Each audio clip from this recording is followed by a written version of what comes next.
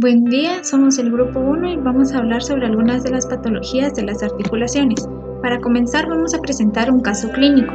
Un hombre de 30 años lleva 4 días con dolor cólico abdominal y diarrea sanguinolenta. La exploración física revela hipersensibilidad difusa a la palpación del abdomen y se conservan los ruidos hidroaéreos. No se encuentran masas ni organomegalias. El coprocultivo es positivo para Shigella flexneri. El cuadro se resuelve de forma espontánea en una semana, pero a las 6 semanas desarrolla un dolor lumbar cada vez más intenso. La exploración física revela rigidez de la columna lumbar con hipersensibilidad de las articulaciones sacroiliacas. Recibe tratamiento con antiinflamatorios no esteroideos, pero a los 2 meses el dolor lumbar reaparece y el paciente refiere enrojecimiento del ojo derecho y visión borrosa. ¿Cuál de las siguientes pruebas serológicas es más probable que sea positiva en este paciente? Opción A, Borrelia burgdorferi. B, Clamidia trachomatis. C, virus de Epstein-Barr. D, HLA-B27. E, factor reumatoide. Al finalizar la presentación conoceremos la respuesta. Artrosis. La artrosis, enfermedad articular degenerativa, se caracteriza por una erosión progresiva del cartílago articular cuando la degradación supera la síntesis. La enfermedad se divide en dos, primaria y secundaria. De forma insidiosa en gran medida como efecto del envejecimiento, en las mujeres se afectan sobre todo las rodillas y las manos y en los hombres las caderas. Seguidamente la forma secundaria aparece a cualquier edad, una articulación con lesiones previas o malformaciones congénitas, o en pacientes con trastornos sistémicos como la diabetes. La patogenia de la enfermedad se ve caracterizada y a su vez influida por factores genéticos y ambientales, condicionados por los crecimientos y aumentos de prostaglandinas y citocinas. En las citocinas se pueden encontrar el factor de necrosis tumoral y el factor transformante beta, y la síntesis de óxido nítrico, además de por variables como el envejecimiento, la obesidad, la potencia muscular y la arquitectura. Las fases de la artrosis son 3. Primero, tenemos la lesión de los condrocitos por el envejecimiento, que es lo más normal. Luego, la proliferación de condrocitos y secreción de matriz y mediadores inflamatorios que determinan una remodelación. La pérdida de condrocitos al final causan lesiones repetidas de los cartílagos y la inflamación crónica. Morfológicamente, hay fases microscópicas y macroscópicas. Microscópicamente, los condrocitos proliferan con aumento del contenido de agua en la matriz y disminución de los protoglucanos. Esto se sigue de fibrilación y fractura de la matriz cuando se degradan las capas superficiales.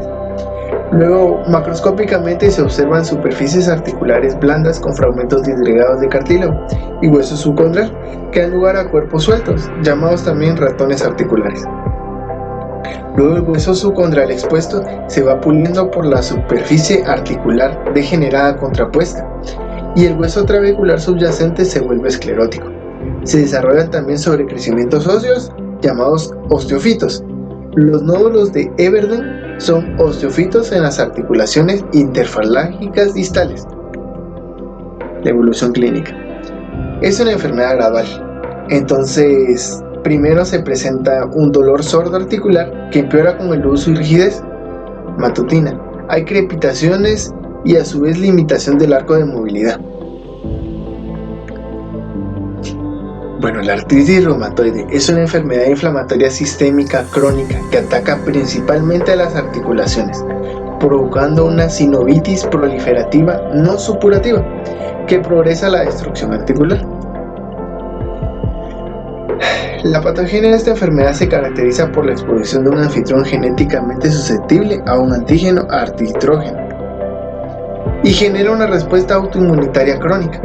La mitad del riesgo de desarrollar una artritis reumatoide se relaciona con una susceptibilidad genética hereditaria.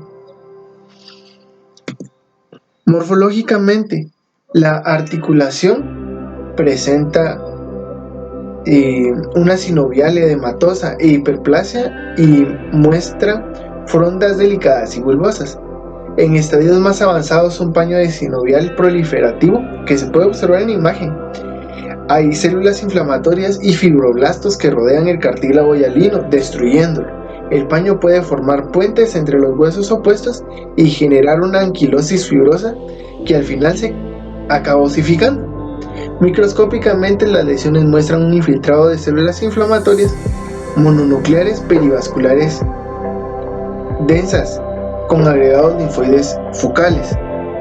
Eso lo podemos observar claramente en la imagen, donde observamos macrófagos y células plasmáticas en espacios donde no deberían de estar.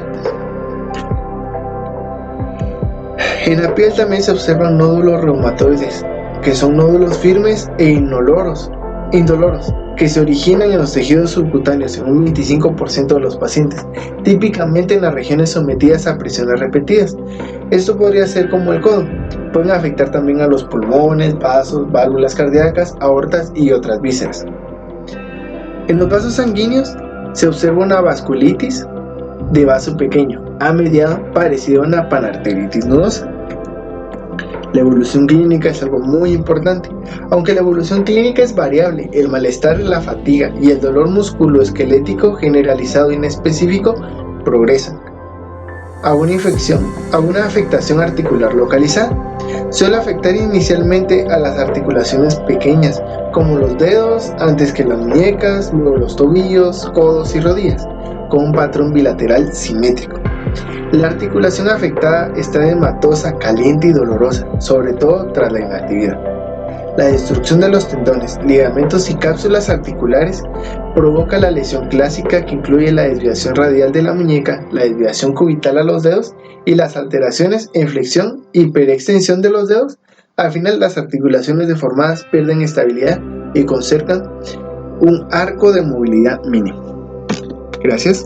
Artritis idiopática juvenil es un grupo heterogéneo de enfermedades de causa desconocida caracterizada por una artritis que aparece antes de los 16 años de edad y persiste al menos 6 semanas. Se desconoce la patogenia y el daño y puede estar causado por linfocitos T colaboradores 1 y 17 y por mediadores como la interleucina 1, interleucina 17, el factor de necrosis tumoral y el interferón gamma. El tratamiento es el mismo que el de la artritis reumatoide y se ha logrado buenos resultados con un anticuerpo contra el receptor de interleucina 6 de forma sistémica. Las espondiloartropatías seronegativas. Este es un grupo heterogéneo de trastornos que comparten las siguientes características. 1. Cambios patológicos en las inserciones ligamentosas en vez de las sinoviales. 2. Afectación de las articulaciones acroiliacas con o sin afectación de otras articulaciones. 3. Ausencia del factor reumatoide. Y 4. Asociación del gen HLA-B17. La espondilitis anquilosante. Esta destruye el cartílago articular y produce una anquilosis ósea en las articulaciones acroiliacas y artificiales, denominada espondilitis reumatoide y enfermedad de Marie-Strübe. Los síntomas empiezan en la segunda y la tercera década con lumbago y pérdida de movilidad vertebral. El 90% de los pacientes son HLA-B27 positivos. La artritis reactiva. Esta se caracteriza por una triada de artritis, arteritis o cervicitis no gonocócica y conjuntivitis. La mayoría de los afectados son hombres entre 20 y 40 años y el 80 son HLA-27 positivos. Los primeros síntomas suelen ser rigidez articular y lumbago, que afecta con más frecuencia las rodillas, tobillos y pies con distribución asimétrica. La sinovitis de la vaina de un tendón digital produce el dedo en salchicha de la mano o del pie, y la osificación de la zona de inserción de tendones y ligamentos produce espolones calcáneos. La afectación extraarticular se manifiesta por balanitis inflamatoria, conjuntivitis, arritmias cardíacas e insuficiencia aórtica. La artritis asociada a enteritis. Esta es causada por una infección digestiva, ya sea por Yersinia, Salmonella, Shigella o Campylobacter. Las membranas celulares externas contienen lipopolisacáridos como elemento principal y estimulan las respuestas inmunitarias, afectando las rodillas, tobillos, muñecas, dedos de manos y pies. Artritis psoriásica. Artropatía inflamatoria crónica asociada a la psoriasis, que afecta articulaciones y epitesis, ligamentos, tendones, periféricas y centrales. Los síntomas aparecen en los 30 y los 50 años. En primer lugar, afecta las articulaciones antifalángicas distales de las manos y los pies con distribución asimétrica, produciendo una deformidad característica de lápiz en copa. Arteritis infecciosa. La artritis supurativa. Estas son debido a las infecciones bacterianas que entran habitualmente mediante una diseminación hematógena. En niños menores de 2 años predomina la artritis por H. influenza y en los niños mayores y adultos por el estreptococo aureus. Y en la adolescencia, etapa adulto joven, prevalece el gonococo. El cuadro clínico característico es un inicio brusco de dolor y tumefacción en una articulación con disminución de los movimientos, fiebre, leucocitosis y velocidad de sedimentación elevada. La artritis gonocócica afecta la rodilla, seguida la cadera, hombro, codo, muñeca y articulación esternoclavicular. La artritis por micobacterias. Esta es causada por Mycobacterium tuberculosis. Afecta a cualquier edad. Aparece como una complicación de una osteomielitis adyacente y después de una diseminación hematógena, habitualmente en los pulmones. La siembra de micobacterias en la articulación provoca la formación de granulomas confluentes con necrosis espaciosa central. Suele afectar caderas, rodillas y tobillos en orden decreciente. La enfermedad de Lyme. Esta es causada por la infección por Spirocheta Borrelia burgdorferi que se transmite por garrapatas del ciervo del género Ixodes ricinus. Afecta principalmente a las articulaciones de las rodillas, hombros, codos y tobillos en orden decreciente.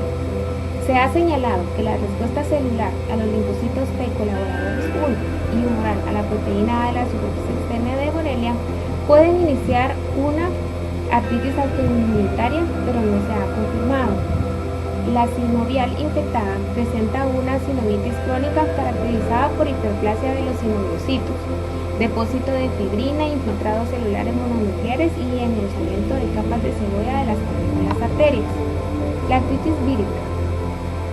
Virus como el alfavirus, el parvovirus B19, el virus de Epstein-Barr y las hepatitis B y C pueden producir artritis. Las manifestaciones varían de síntomas agudos a subagudos. Los síntomas articulares pueden estar causados por infección directa de la articulación o por una reacción autoinmunitaria.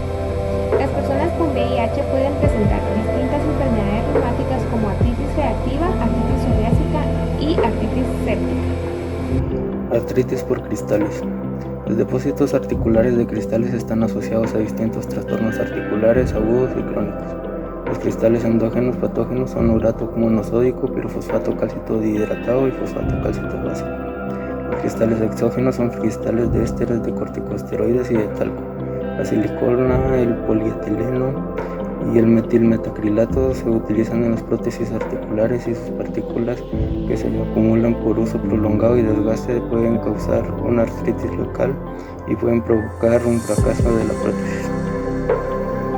La gota se caracteriza por crisis transitorias de artritis aguda causadas por la cristalización de urato monosódico dentro y alrededor de las articulaciones. La gota puede ser primaria o secundaria y en ambas existe hiperuricemia. El 90% de los casos es de forma primaria, en la cual la gota es la manifestación principal de la enfermedad, y el 10% de los casos es de forma secundaria y la concentración de ácido úrico aumenta por una enfermedad subyacente conocida. En la patogenia, la hiperuricemia es necesaria pero no suficiente para la aparición de la gota, en la cual la concentración plasmática de urato debe ser mayor de 6,8 mg por decilitro. El aumento del ácido úrico puede estar causado por un aumento de producción alta o por una disminución de la excreción o ambos. La inmensa mayoría de la gota primaria está causada por un aumento de la biosíntesis de ácido úrico por razones desconocidas, y la gota secundaria se debe a manifestaciones neurológicas como el síndrome de Lesch-Nyhan, que es la forma más grave del déficit de hipoxantina guanina fosforribosil transferasa. Una pequeña minoría de los pacientes tiene un aumento de producción por defectos enzimáticos identificables. Muchos factores contribuyen a la conversión de una hiperuricemia sintomática en una gota primaria, como los siguientes: edad de la persona y duración de la hiperuricemia. En la gota aparece después de 20 o 30 años de hiperuricemia. La predisposición genética, que se debe a anomalías de hipoxantina guanina fosforribosil transferasa ligadas al cromosoma X, el consumo elevado de alcohol, obesidad, fármacos que disminuyen la excreción de urato como tiazidas y la gota saturnina causada por la intoxicación por plomo. Las crisis repetidas de artritis aguda conducen a largo plazo a una artritis tofacia crónica y a la formación de tofos en las membranas sinoviales inflamadas y en el tejido periarticular. Se producen daños graves en el cartílago y se deteriora la función de las articulaciones. La morfología. Los cambios morfológicos visibles en la gota son artritis aguda, que tiene infiltrados densos de neutrófilos que penetran en la sinovial y en el líquido sinovial. Los cristales de urato monosódico se encuentran en el citoplasma de neutrófilos formando conglomerados en la sinovial. La sinovial está edematosa y congestiva, contiene linfocitos, células plasmáticas y macrófagos. Artritis tofacia crónica. Es la consecuencia de la precipitación repetida de cristales de urato durante las crisis agudas. El urato monosódico se incrusta en la superficie articular y forma depósitos visibles en la sinovial. La sinovial se vuelve hiperplásica, fibrosa y engrosada por las células inflamatorias y forma un paño que destruye el cartílago subyacente y causa erosiones óseas yuxtaarticulares.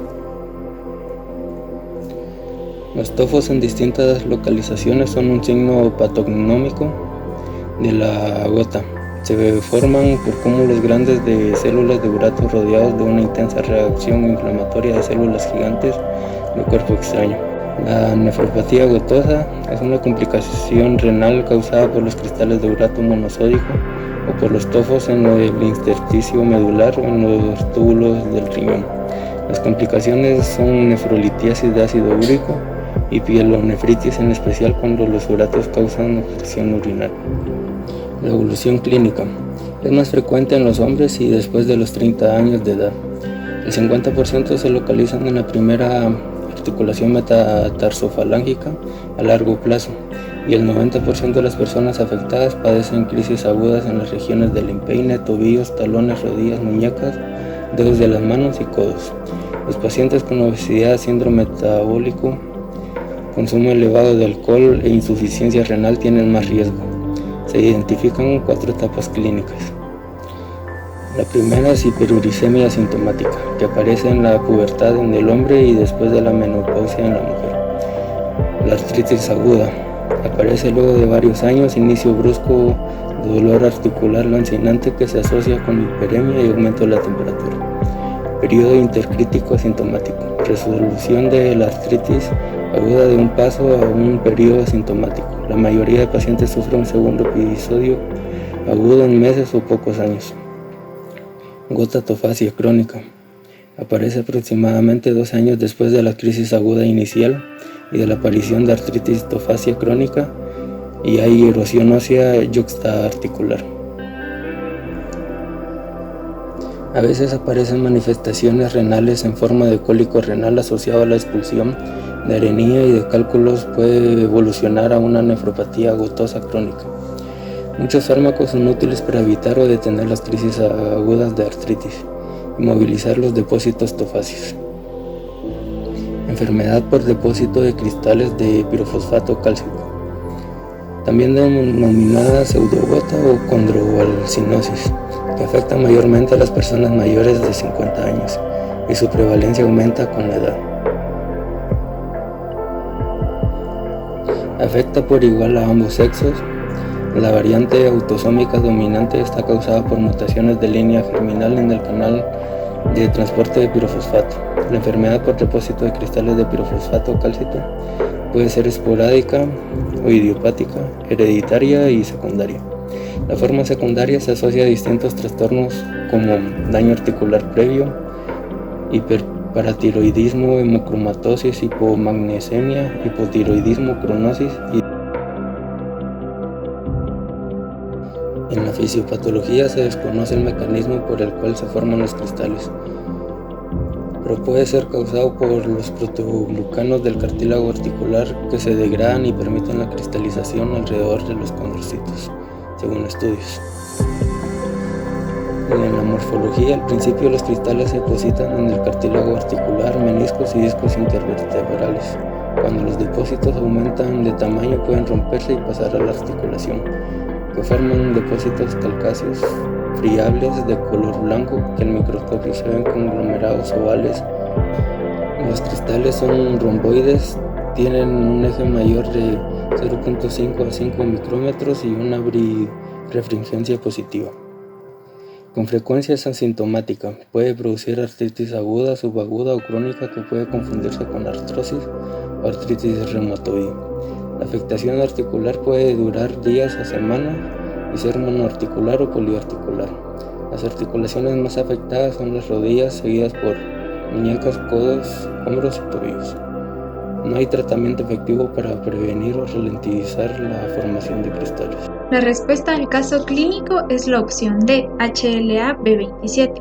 ¿Por qué? Bueno, este paciente desarrolló una artritis asociada a enteritis con afectación de las articulaciones lumbares y sacroiliacas varias semanas después de una disentería por Shigella.